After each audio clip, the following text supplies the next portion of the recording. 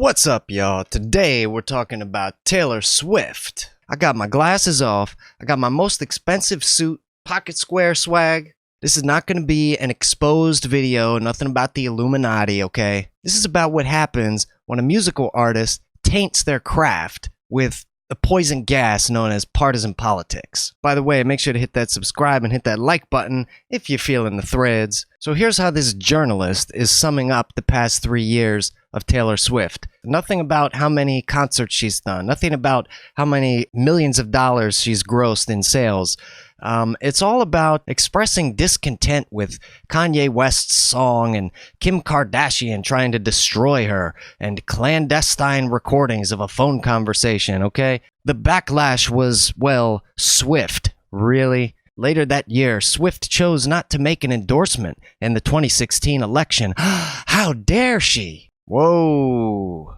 So she has a new album called Lover that is going to open doors to the next decade of her career. You can see every micro emotion wash over her as she ponders a question, her nose wrinkling in a semi-ironic offense, making her look like she can't handle her own emotion. Like, why would you say that? Have a little bit of respect. You're interviewing Taylor Swift. So here's where we start to get a sense of her mental well-being. In her worst moments, she feels like she's being pulled into a riptide. She wants to hold her breath and hope she somehow resurfaces. The fact that we've done an interview before is the only reason I'm not in a full body sweat.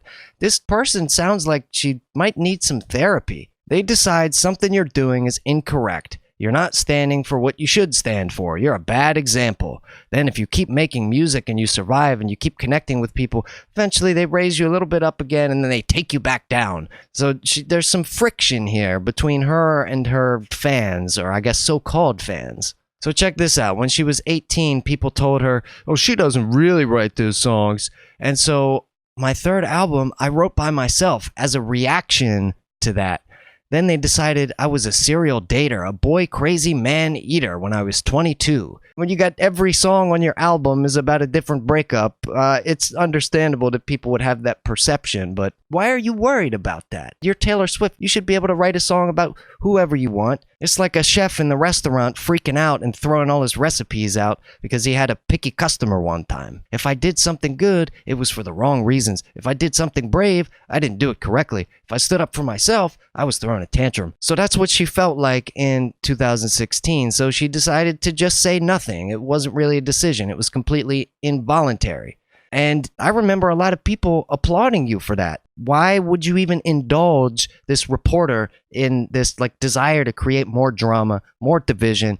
I just don't understand it. The patriarchy, patriarchy allows men to have bro packs. If you're a male artist, there's an understanding that you have respect for your counterparts. No, there's not, Taylor. Do you know anything about men? Like, men give each other more crap than anybody. We just don't care. We don't take it seriously. We don't take it personally. Okay? Men can say some of the meanest, most cutting, harshest, offensive things to each other, and it just rolls right off our back. It's assumed that women hate each other. Even if we're smiling and photographed together, it's assumed there's a knife in our pocket. Well, who's assuming that? It sounds like you're the one assuming that. By the way, pay attention as we get deeper into this interview. Who seems to be really driving the narrative here? And who seems to be in control of the story? Like, she knows if she doesn't say the right thing, that the Rolling Stone is going to bury her. That try to tear people down and destroy their career over a political biased messaging campaign. I'm getting upset. I'm getting a little heated here. I can't stand this. How many of these questions are about music? Here's where the leverage shifts to the media companies and the journalists.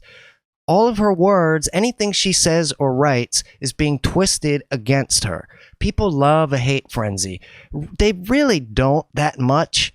But when they're told that they love a hate frenzy, when they're told that America is just this evil, hateful place, it starts to sink in after a while. And she just can't seem to figure out what she did that was so wrong.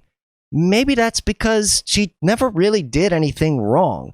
Just because some idiots on Twitter said that you said the wrong thing and you offended 15 people doesn't make it the gospel. This is how songwriters think. It's literally our job to be self-reflective and to figure out where all of the little truths are and the little experiences that are valuable to connect with other people. And all of you people out there hating on Taylor Swift and trying to cancel her, she's already doing that in her own head, and she says things to herself that are 1,000 times worse. But you see, the criticism is actually good for her because it's teaching her the right way to be. Like Haley Kiyoko made an example about how Taylor Swift gets away with writing and singing about straight relationships. And, you know, people don't give her a hard time like the way they give Haley a hard time for singing about girls. Is it totally valid, though? Is this really a woman thing? Because you could go back to the 60s and look at Frank Zappa, who wrote about lesbians, you know, lewd encounters of all different kinds. He was blacklisted from pretty much every radio station for years and years and years and years and years and years. Imagine being at the point where you have to literally write and record an album under a fake band name, a disguise, fake musician names, fake liner notes, just to get your song on the radio. And then it gets on the radio, and when the program director found out that it was Frank Zappa, he was blacklisted again. Should I be real about how I'm feeling and, you know, have valid, legitimate responses to things that happen? Or wait, no, that would just be playing the victim. No, that's not playing the victim. You're not playing the victim unless you're painting yourself as a victim in a situation where you're not actually a victim. That's all playing the victim is. I truly think that you've been brainwashed by this radical extremist ideology running rampant on Twitter, on social media. They've convinced you that you can never say the right thing. Since she was 15 years old, if people criticized her for something, she changed it. So she's just an amalgamation of criticisms. This is somebody with some deep, dark issues. So she's had a revelation, and she feels more clear about the fact that her job is to be an entertainer, okay? Not a political science professor. We have to put up with this garbage day in and day out on social media, on every single news station, all over the internet, all the celebrities, all the tabloids, all the gossip, Hollywood movies, and now your family-friendly Taylor Swift has been corrupted as well. Then she mentions her hit single here, You Need to Calm Down, which is apparently her LGBT pride anthem, which she dropped, of course, in LGBT month. And it addresses how certain people are not allowed to live their lives without discrimination just based on who they love. Taylor Swift is the one being discriminated against here.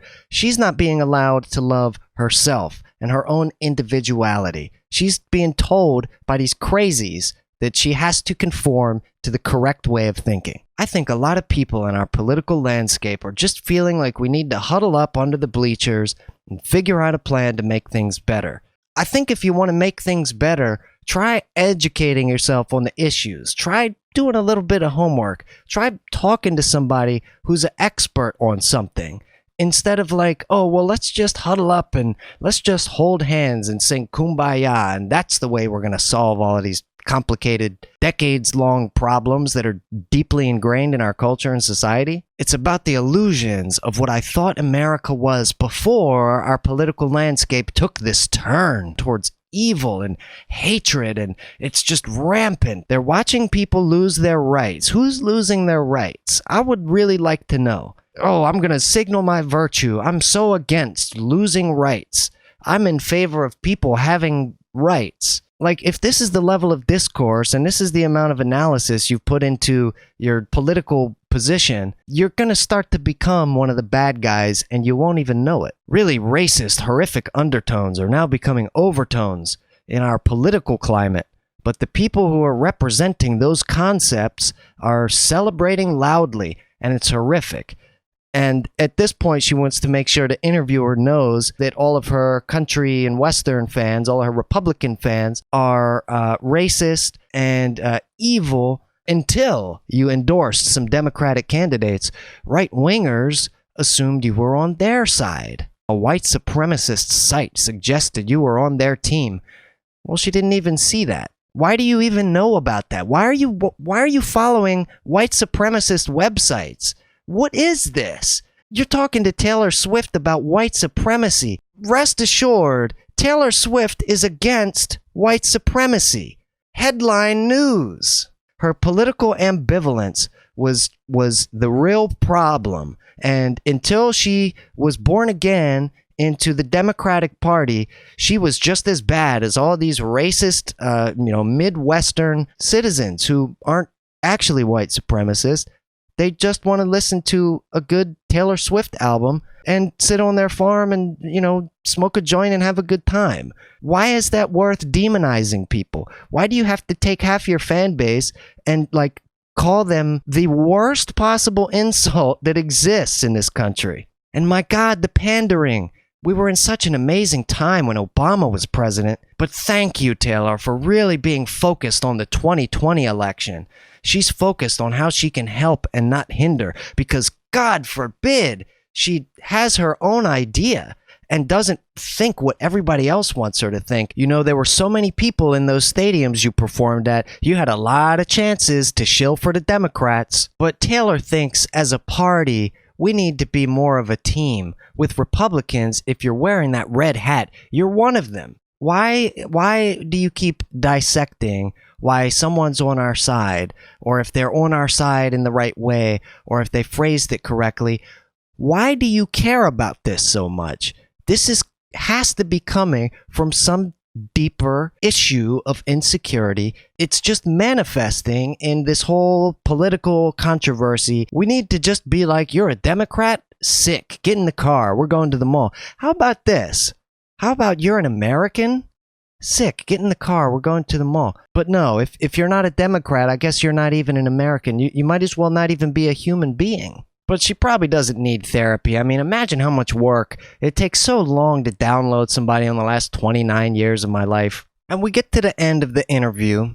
The interviewer reminds Taylor that, don't think for yourself too much, because you can end up gaslighting yourself. And she says, I feel like I just did a therapy session in this interview. As someone who's never been to therapy, I can safely say this was the best therapy session. I think that she needs to talk about what's really going on in her brain with somebody that's not going to judge her and threaten to destroy her career. That's not what a therapy session is. I was dying for Taylor to be like, no, I made this decision and just deal with it, because that's who I am and I stand by it. This genius superstar is kowtowing to this nobody journalist. I'm literally speechless. I don't even have any more other articles for this. That's it. What else is there to say? But let me know what you guys think. Are you just as disturbed by looking at some of the dynamics going on in this interview? What's your opinion of Taylor Swift? Do you like her music? Are you a fan of her new album or her old albums?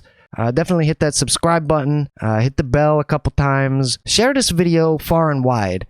Share it to musicians. Share it to political-minded folks. I think we need to encourage our musicians and our artists to express themselves and not worry about the criticism, not worry about little boxes that people are trying to squeeze you into. But I don't know. I could be wrong. Maybe we should just be more like this interviewer here and manipulate all of the big celebrities to support our extremist political agenda. That's how you get the money.